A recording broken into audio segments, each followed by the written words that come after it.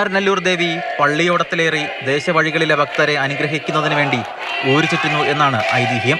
ദേവി ചൈതന്യത്തെ സിംഹവാഹനത്തിൽ ആവാഹിച്ച് രാവിലെ ക്ഷേത്രനടയിൽ നിന്ന് വാദ്യഘോഷങ്ങളോടെ ആറാട്ടുകടവായ പുത്തൻകടവിൽ എത്തിച്ചേരും. വ്യാഴാഴ്ച രാവിലെ 8 മണിക്ക് ചുണ്ടൻ വള്ളം ദേവിയുടെ സിംഹവാഹനം വഹിച്ച് ജലോത്സവം ആരംഭിക്കും.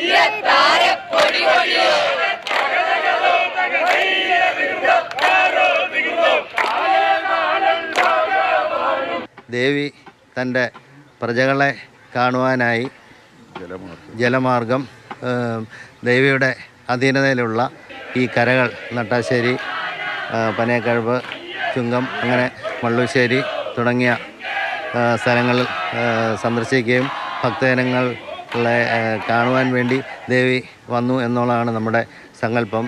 ജലോത്സവത്തിന് അകമ്പടിയേക്കാൻ കുമാരനല്ലൂരമ്മ എന്ന പേരിൽ ചുരുളൻ വള്ളം ഇത്തവണ നീറ്റിലിറങ്ങുന്നുണ്ട്.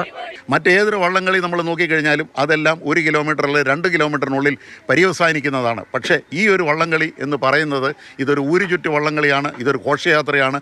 ഇത് ഏതാണ്ട് 35 കിലോമീറ്ററോളം ചുറ്റിയാണ് വരുന്നത്.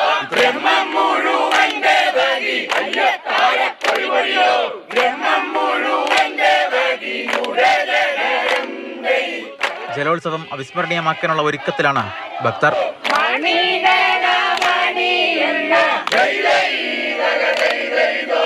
മാതൃഭൂമി ന്യൂസ്, കോട്ടയം.